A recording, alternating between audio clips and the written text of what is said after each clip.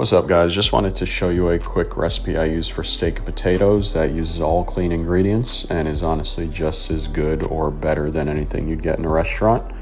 So starting off, obviously all you need are steak and one large potato depending on how much you want to make, and the only other ingredients will be tallow, butter, and this seasoning.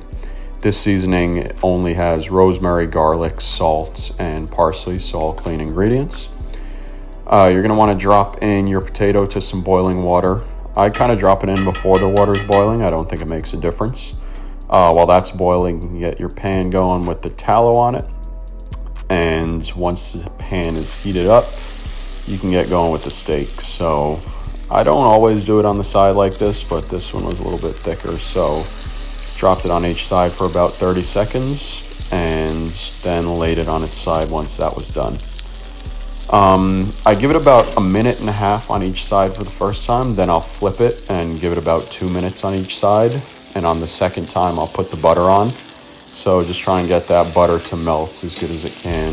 And you can see once it's flipped the second time, it has a decent crust on it. Once that's done, your potato should be pretty much boiled. Again, I kind of just eyeball the potato, but probably about 10 minutes in the pot. You're going to want to cut up the potato into relatively even slices. This is kind of important because it's a little harder to make the home fries if they're too thick or too thin. So what I think makes this recipe really nice is using the same tallow you use for the steak as you do for the potatoes.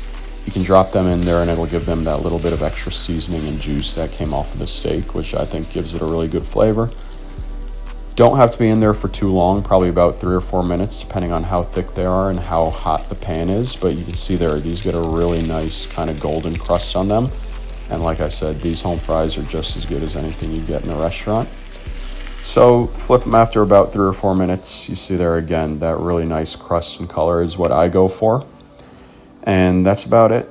Put those on the plate, little bread, raspberry juice, and a really nice, extremely healthy meal, probably for about $20. So thanks for watching, guys.